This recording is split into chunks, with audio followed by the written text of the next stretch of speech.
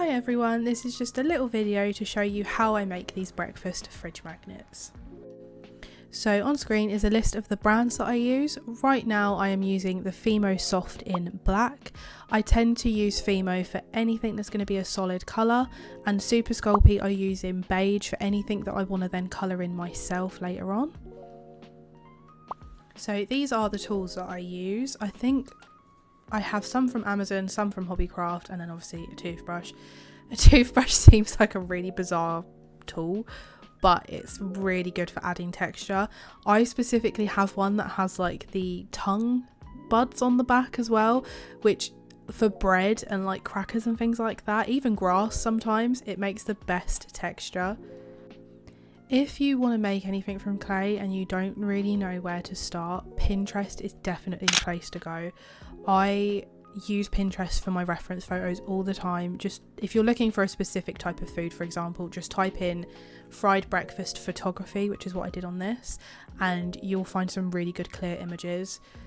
Here you can see me making a little bit of a paste. That is using just a tiny bit of white Fimo and some of the clay adhesive that I listed at the beginning. I think just adding these just makes it look so much more realistic. So for the egg yolk, I literally just use a little bit of adhesive with a bit of eyeshadow mixed in. Just gives it a little bit of colour. It's still super runny, so it just gives it like a little bit of shine and a little bit of a different tone, I guess.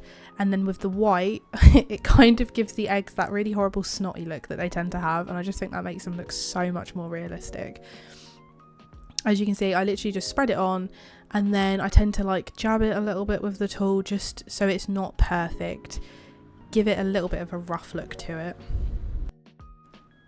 And then now I just add a little bit of shading to make it look like they've actually been cooked. For this, I use just a paintbrush with a little bit of eyeshadow.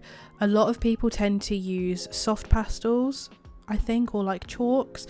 I just have some old eyeshadow palettes lying around that I never really used, and they are perfect. They're also a lot cheaper. You can just get like a cheap one from Superdrug, for example. And then with these, like I mentioned earlier, anything that I'm going to colour myself, I tend to make out of the Super Sculpey, which is what I've done with the sausages. And then the tomatoes, obviously I want them to be red, so I use red Fimo for that. I think I use Christmas red. It's a little bit of a pinky red, that one.